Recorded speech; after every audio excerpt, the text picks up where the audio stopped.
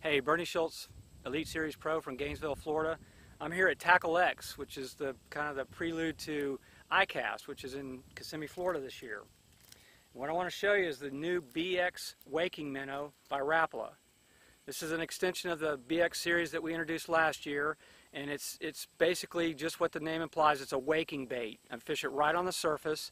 It's made of balsa with a plastic housing around the balsa. It's totally encased, which makes it really durable. This thing is so simple to fish. You just throw it out there and it does all the work. It's just a steady, basic retrieve. Let me show you what it looks like in the water. That's all you need right there, especially pre-spawn when the water temperatures are just beginning to warm and the fish are starting to move towards the surface or suspending in trees, like in the Midwest in the reservoirs that have submerged trees, or around lily pads like we have here. Bass will move into lily pads in the wintertime. They'll get over that dark bottom and try and warm themselves. This is a bait that can really work well in pre-spawn. And you wake it just like you see right there, about that speed.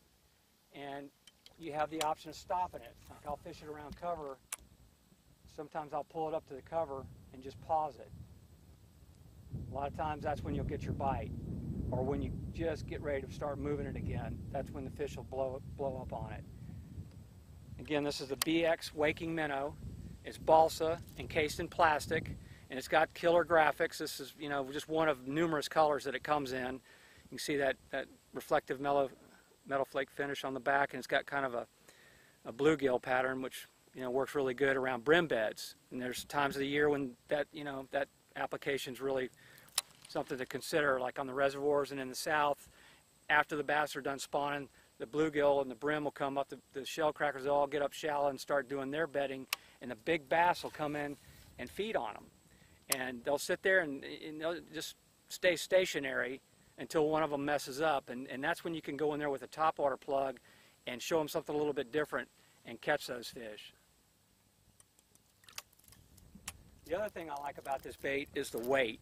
Even though it's extremely buoyant and it walks really good underwater right at the surface, I can throw this thing a country mile, and that's something that other wake baits don't give you the option of. They're light. They're just, when you throw them, they don't have any direction. The wind catches them and they're off course. This thing has a lot of bulk and weight to it, but it's still very buoyant. So you get the action, the buoyancy, and the accuracy when you're casting.